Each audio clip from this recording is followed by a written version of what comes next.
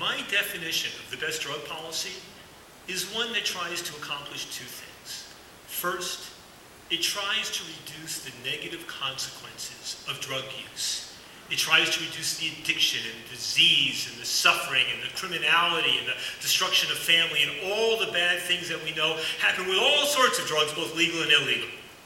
And secondly, we have to reduce the negative consequences of our drug control policies, of our drug prohibitionist policies. The best drug policy, to my mind, is one that reduces the harms of drugs and the harms of those drug control policies, that reduces the crime and the violence and corruption, the over-incarceration and the violence in Mexico and the black markets and the people dying of adulterated drugs and all of the negative consequences of prohibition.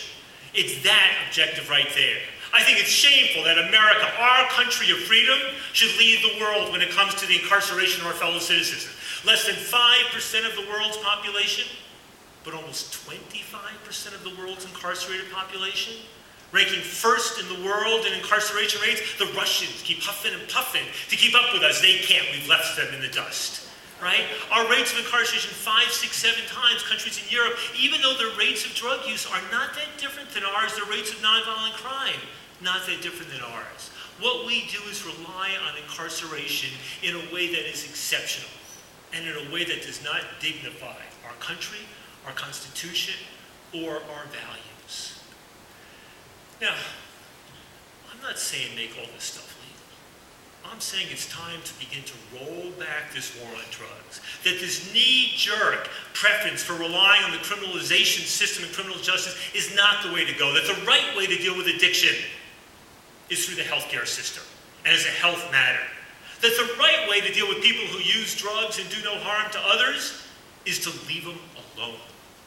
And that the right way to deal with people who do harm to others, who get behind the wheel of a car when they're under the influence of a drug, legal or illegal, who go out and commit violent crimes or predatory crimes, is to hold them accountable and to punish them. And their drug addiction, their drug use should not be an excuse. Those basic notions of freedom, compassion, and responsibility are my core values when it comes to dealing with drugs in our society. Now, of course, it's a lot like what we dealt with alcohol prohibition in this country. Good-meaning people said, let's make this stuff illegal so that we can eliminate, abolish alcohol from our society. And initially it looked like it was going to work, but by the end, there was as much alcohol being consumed as at the beginning, far more in the way of hard liquor than beer, because Al Capone didn't want to fill those trucks with something that was mostly water.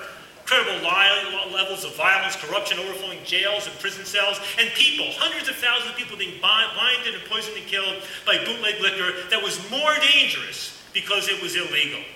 And what are we dealing with today? A global black market accounting for $300 billion a year in revenue for organized and unorganized criminals, right? Political terrorists and others getting their money from this. Look what's going on in Mexico and Colombia and Central America and Afghanistan and the Caribbean. All significantly the consequences of a failed prohibitionist policy.